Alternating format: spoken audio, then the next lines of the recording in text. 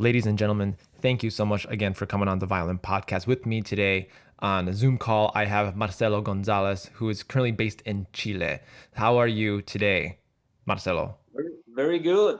Very good. Thank you for inviting me, Eric. Yeah, absolutely. I see a plaque right behind you. Can you tell me a little bit about that plaque? Oh, that plaque is my performer certificate from Peabody, Johns Hopkins. Right, and from our little briefing right before we started recording, you also have a certificate in viola, right? And you play violin and Mm, viola? I was a minor in viola. Minor in viola. Okay. I took So minor in viola, yes. that's okay. I won't hold it against you. I like viola players also. Marcelo, well, first and foremost, I want to talk a bit about yourself because this is the first time I'm meeting you. We have no affiliation together whatsoever. We do have a, mutual friend per se. We both know the concertmaster of the Philadelphia Orchestra, and his David Kim, which I encourage everybody to listen to that episode because it was a very valuable uh, insight into the world of a concertmaster. But correct me if I'm wrong. You're also a orchestra player. Yes, yes. I joined the Sinfónica de Chile when I came back from the States. Uh, I studied in Peabody with Bersenovsky, Shirley Givens, and took the viola minor with Roberto Diaz. So, well, family things and stuff, I decided to come back to Chile, and I joined the Sinfónica when I was 23. Now I just turned 48 last Sunday. So I've been in the orchestra world long time, and I feel lucky because I met great conductors and soloists. And well, in my orchestra, it happened that I am the principal second violin, and we have the possibility of play solo with the orchestra every 2 years. So also I made some solo playing, chamber music, and teaching, of course, teaching. Yeah. This is fantastic because I feel like the second violin section is truly underrated. Can you talk to me about the specific role the second violin plays in an orchestra? Well, yes. People used to think, Because huh? yeah, because it's such, everybody just looks at the first violin Right, section, right, right? But they often neglect the second violin role, and the second violins are so important. I would love for you to speak on right, that. right. It's an interesting topic, huh? Even Leopold Mozart wrote in his book that if you're not a very good violin player, you should play second violin. And if you're not very good second violin player, play the viola. It's in his book. But we have a big stigmatized, thing. But since I played concertmaster also in Universidad de los Andes for many years in the chamber orchestra. So I've done both. But I like to think first, second, viola, cellos, basses, as the whole tessitura of a piano, you see. So we, in the second violin, we make a very important role about the whole spectrum. So I rather think like that everybody is important. Well, except in the Strauss waltzes, that we go pum pum pum pum back. In Yeah. great composers, uh, everyone is important. So I don't feel less because of playing second violin and leading the section. Lead as a principal second is a tough job, because usually you play in between very high pitch, and low, and it's hard to listen to yourself in the orchestra and really mix and match together with the rest. So it's not very easy task. I met Mr. Jampolsky, Victor Jampolsky, a very good conductor who was principal second in Boston uh, orchestra, Boston Symphony Orchestra with Seiji Osawa that time. And we talked about this thing, and he felt the same way. It's not an easy task, but I enjoy it very much, very much. Sometimes the difficult thing is to match the bowings, because the first violins has some phrases, and you have to match the sound and phrasing, not exactly the bowing. So that's a difficult thing to get along with the concert masters and stuff like that. But other than that, I enjoy very much my job in the orchestra. I remember playing second violin in string quartet, and I remember listening from a mentor that the second violin plays a very intelligent role because you have to make sure you please the first violin, but you also have to make sure that you are an inner voice with the viola. So you have to make sure that you are making both parties happy. And Exactly. do you find that's the same when you translate your second violin role into chamber music? Do you play second violin in a group or first violin? Of course, of course. I come from a family musicians, all string players. My father used to be a cellist, and I have an older sister who's a great cellist, and my other sister is a violinist who went to Juilliard Prep when she was very little, and I have a brother who plays the viola. So we had a string quintet that we call fam music, fam as family music, you know. So we play a lot of chamber music since I was in the beginning of my studies of the instrument. Very little I started to play chamber music, and I think it's very important. So the orchestra is chamber music with more people. That's all. That's all. When you were young, playing the violin, what was some of your Well, I'm still favorite? young. I'm still young, just not young, you're younger you're than you're before. you're young in spirit. Pardon me, because I come from a Suzuki traditional Suzuki background, right? But Exactly. yeah, so my Suzuki chamber music system. experience is mostly with violins, actually. And the first time I played in an orchestra was in fifth grade in elementary school. But then I'm like, okay, the level's not so high. The conductor is kind of shaky. So I'm just going to wait until high school because the high school orchestra I heard was great. Right, But right. I actually before then I didn't even know what chamber music was. What kind of chamber music did interested you, or what was the first piece you remember that you played when you were young, in chamber music wise? Well, since you mentioned the Suzuki philosophy or Suzuki system, I happened that I took the philosophy class in Suzuki because I'm very related to Suzuki because my daughter started with Suzuki system with her mother, which is a specialist in beginners. So realizing that when I started to the music world, I started within the Suzuki philosophy, which is, in fact, since you're born, listening to music as a mother language. So my house was surrounded of music, and many good players came to rehearsal with my father. I was listening all the time.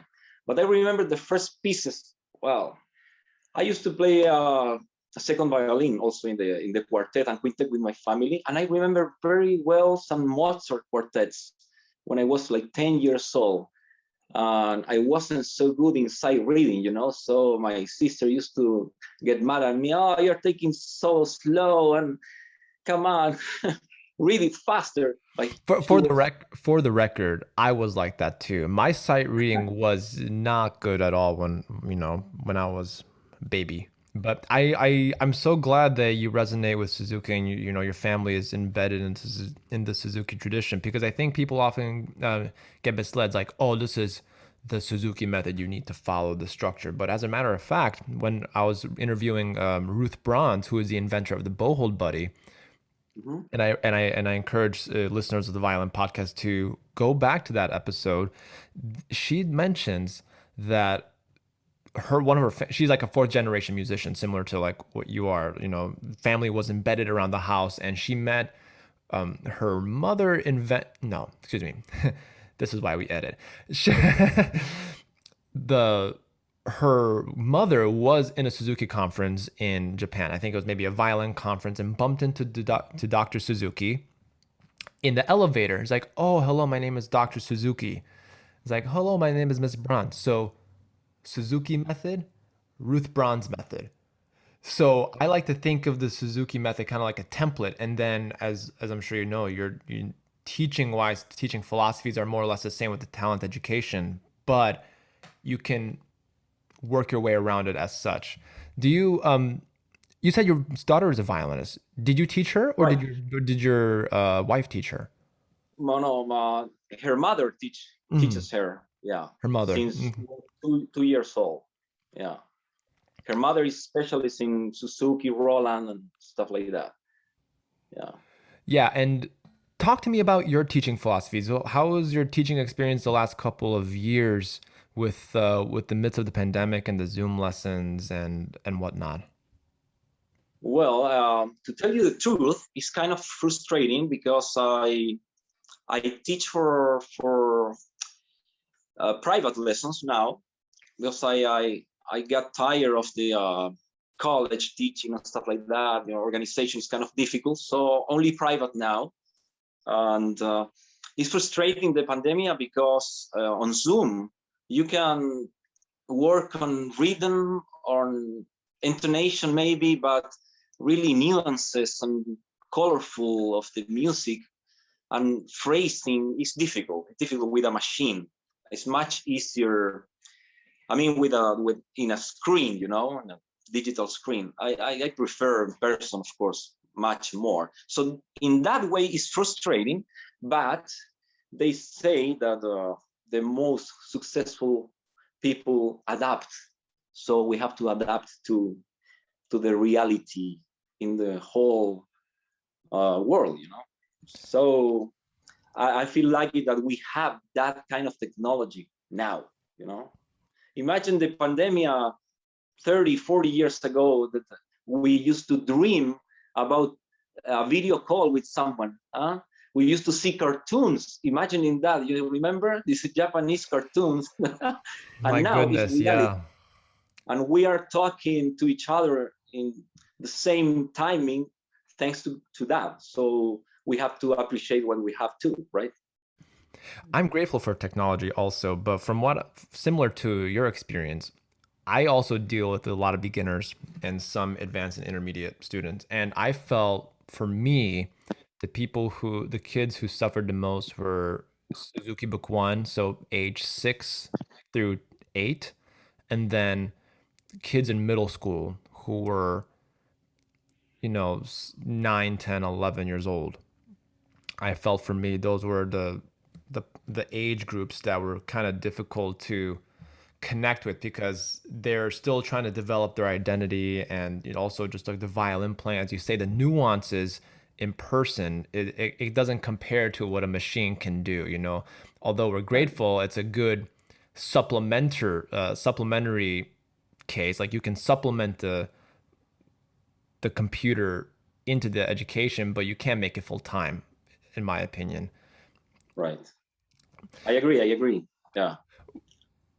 So, in addition to teaching, can you give the listeners maybe one or two tips on practicing? Because I love to ask different guests about practicing. We have a lot of beginners who listen to the Violin Podcast, and also, working professionals and freelancers and performers around the world. And I would love for you to get your insight on what you teach your students. Sure. Well, it's a very interesting question. First thing I would say to students is get rid of the myth that practice makes perfect. It just doesn't work. And I'm going to explain why.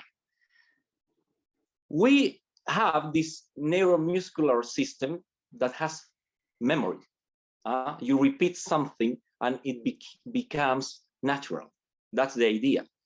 So I would change that slogan that is being for so long attempting against our brain for the next one.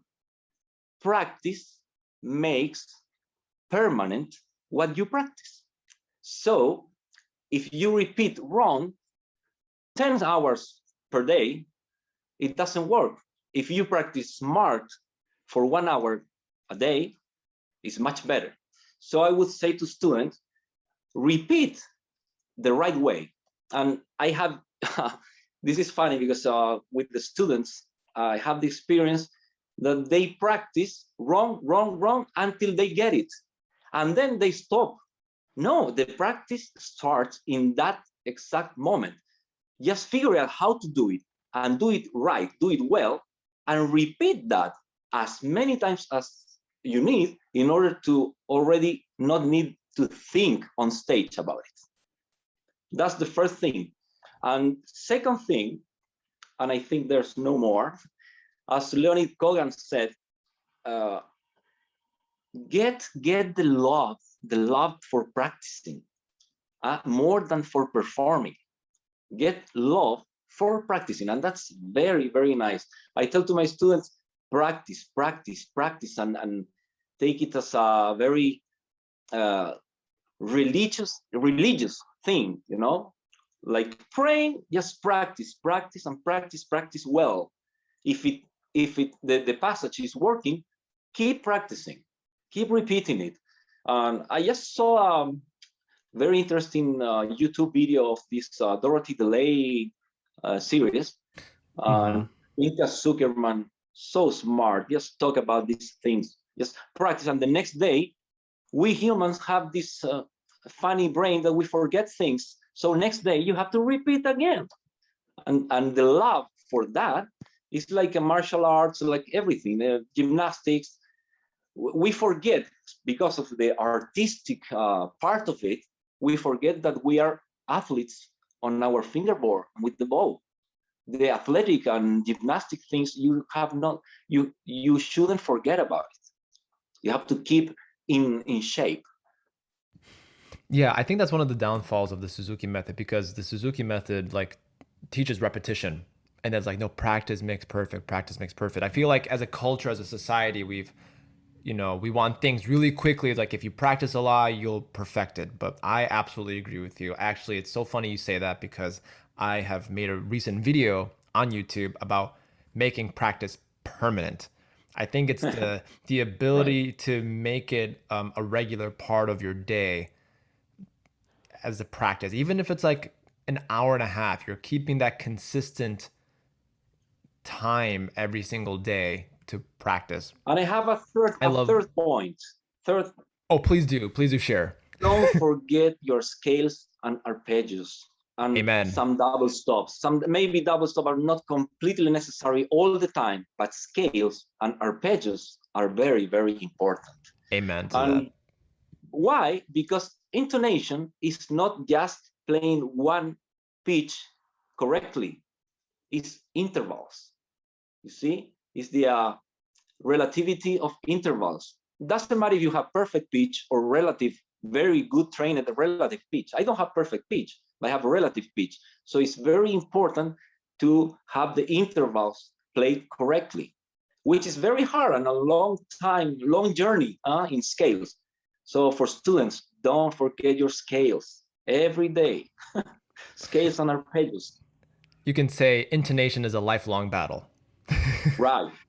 Intonation is a lifelong battle. For someone who says that they've But perfected intonation. I wouldn't say battle, but long time searching and maintaining. I'll have to use Because that. Can I steal that from you? of course, because it's very important what words we use with students that are the most friendly, brain friendly words. You can say the same thing without heavy words, battle versus journey. I prefer journey. It's very important. I have very good results changing the language with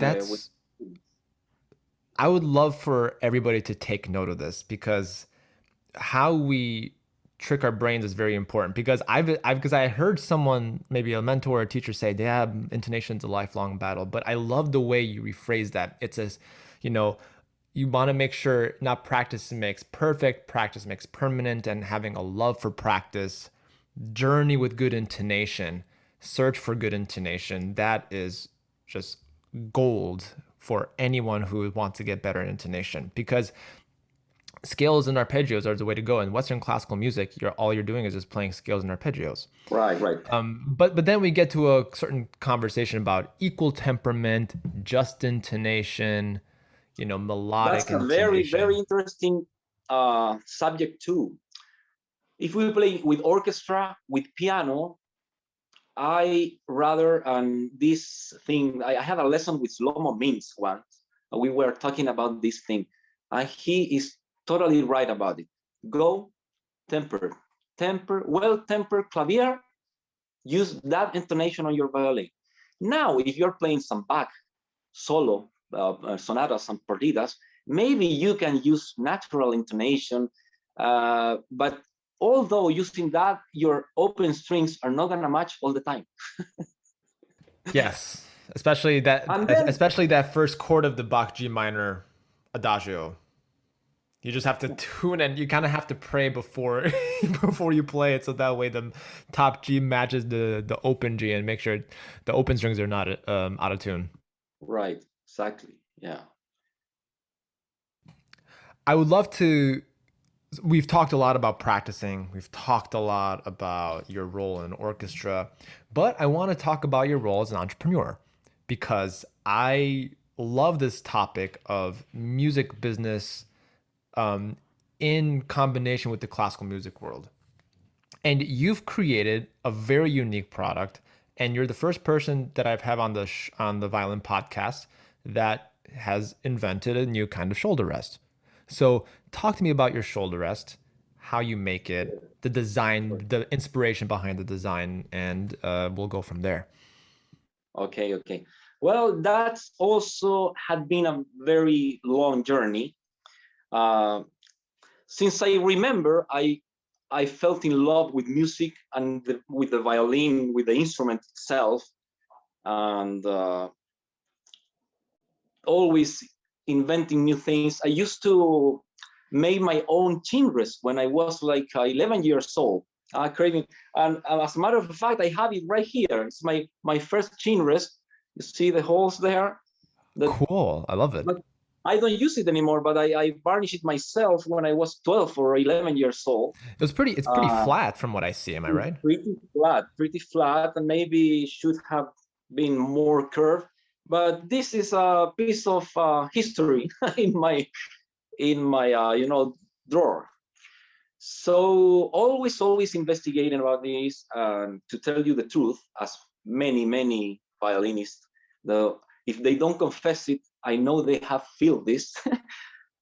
They would love to play without shoulder rest. Maybe for many reasons.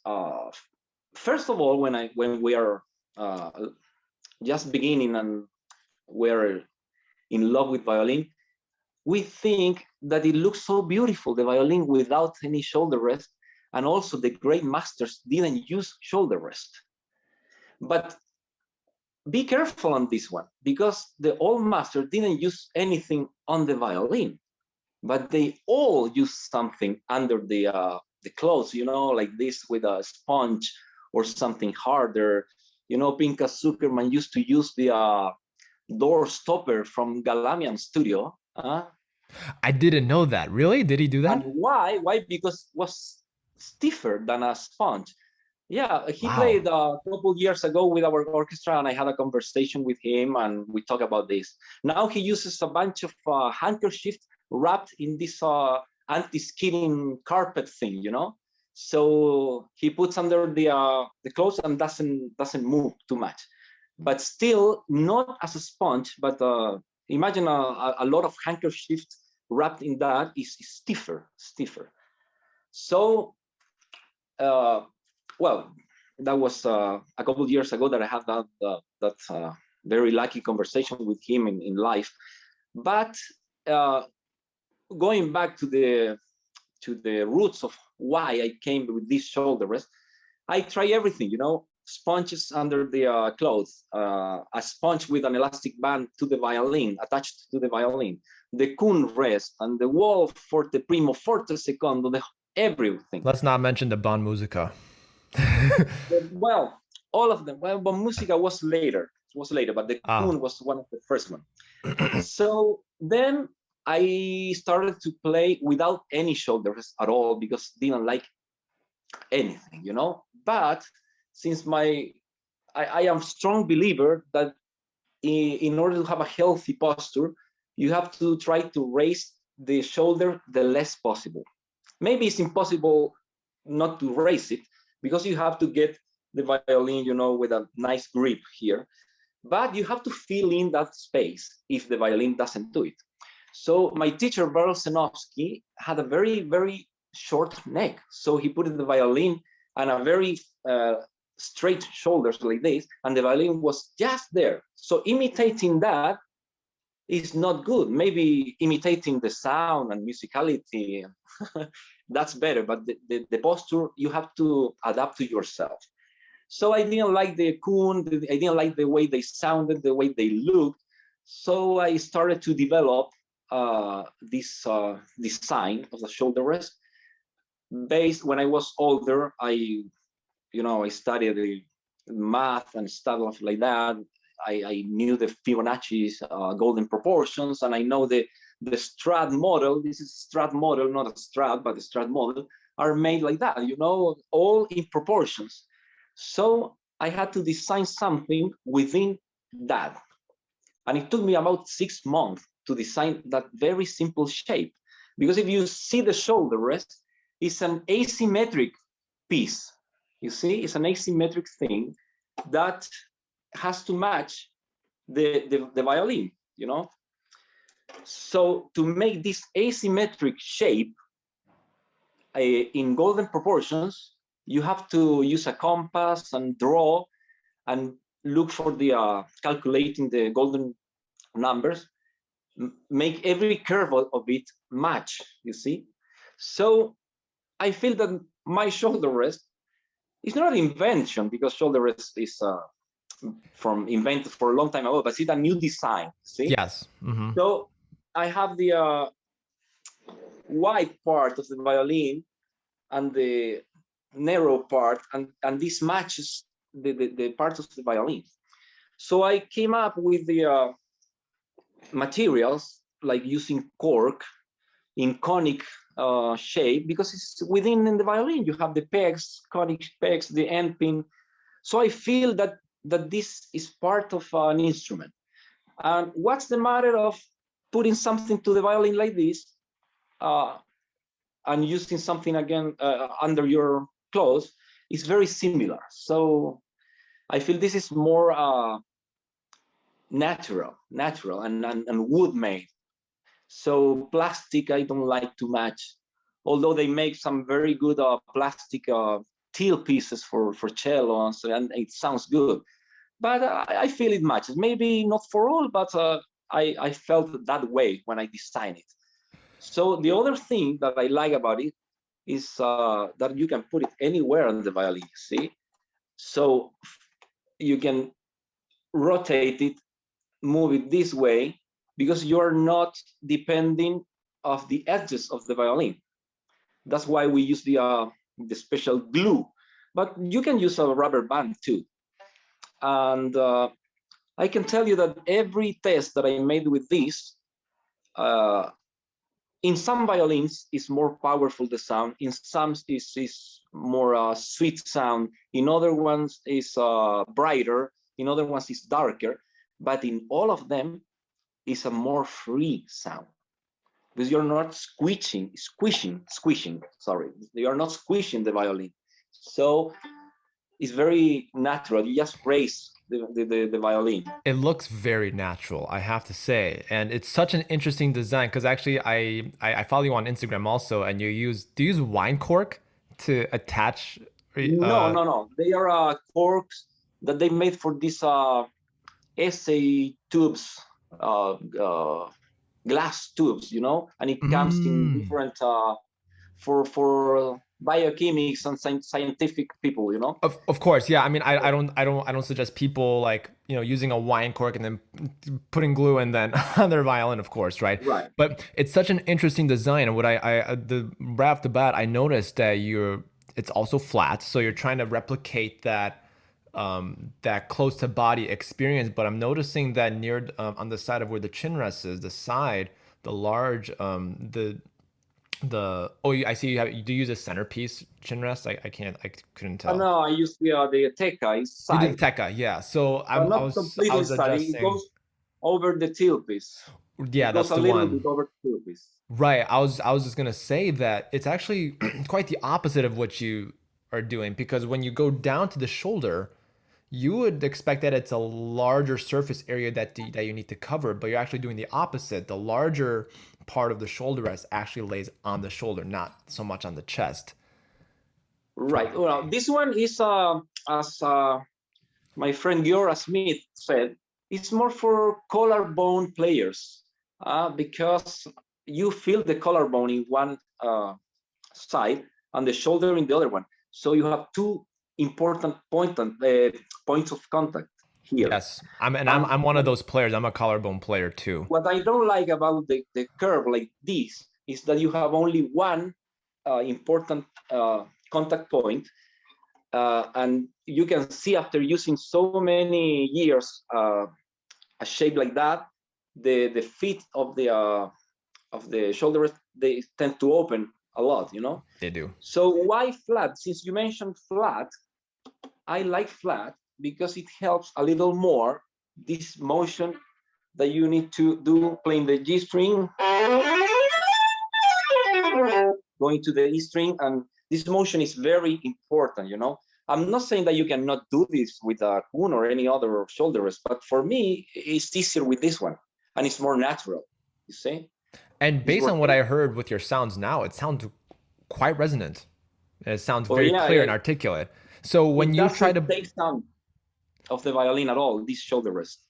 You can like it or not, but it's very, how do you say, it doesn't harm the sound of the instrument.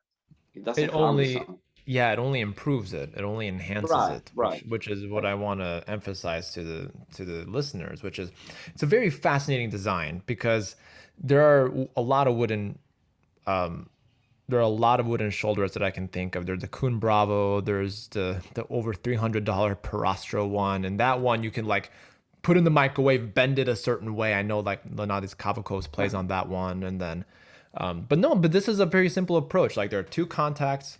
You put on the violin. Can you talk about how you stick it on though? Because you have like a little, Yeah, like a glue adhesive, right? Because it I think has that's, yeah, uh, a foam disc of it's kind of a Eva foam, but it's harder, you know. And you put some glue on it and you stick it to the varnish of the violin. It doesn't harm the varnish at all. Maybe you get a little dirty, but you can do you can use any violin polish, like the heel polish, and it goes away very easily. Well, the glue thing is not new. Uh, I also had some lessons with Elmar Oliveira many years ago, and he used to use the red sponge attached with a rubber cement to the violin. So the idea is in my history for many, many years. Also, Ilya Kaller used to do that. And my former teacher, Sergio Prieto, that was a former student of Yehudi Menuhin, also used that sponge for a while. So I know the glue for many, many years. And since the instrument, I mean, the good instruments are all glued, uh, and this doesn't have any screw on it, and all glue.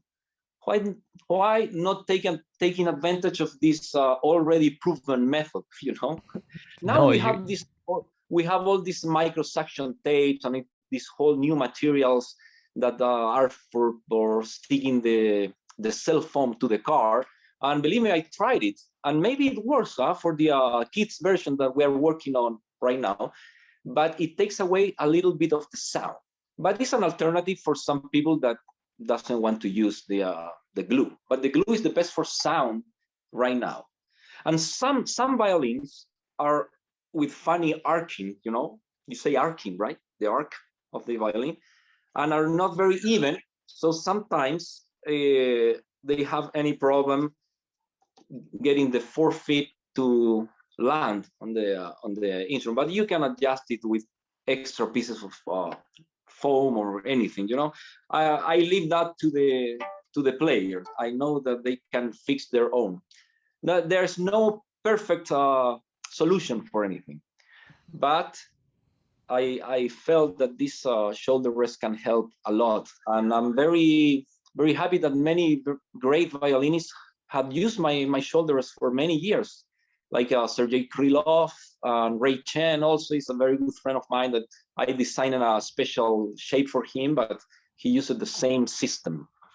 He used to use the same system. I don't know now. That's why your shoulder rest is familiar, because I feel like I saw him play on that shoulder rest in a YouTube video or something. I'm like, he's playing on something very unique, but that is your shoulder rest. I'm glad to know that. It was a mysterious maybe thing for many years, but yeah, I designed the shoulder rest for him. Yeah, that's fantastic. I love your creativity towards the shoulder rest. I mentioned earlier that you created a shoulder rest, but like you created a type of shoulder rest. You are not the inventor of the shoulder rest. That happened hundreds of years ago. But this is also fantastic, and I feel like right now that we are entering a new age of like musicians. The idea of entrepreneurship in music is not new, right? Mozart did it, Beethoven did it. It's not a new idea, but the way we communicate and the medium in which we perform has changed.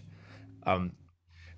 And yeah, I love having these conversations with violinists and such as yourself, because I feel like now we're going to be starting this new age of like solopreneurs and entrepreneurs and creating products and, playing music. But you're not just playing music now, which is the point I'm trying to make. You can create a product just like Marcelo did, and it's just fantastic. It's just fantastic.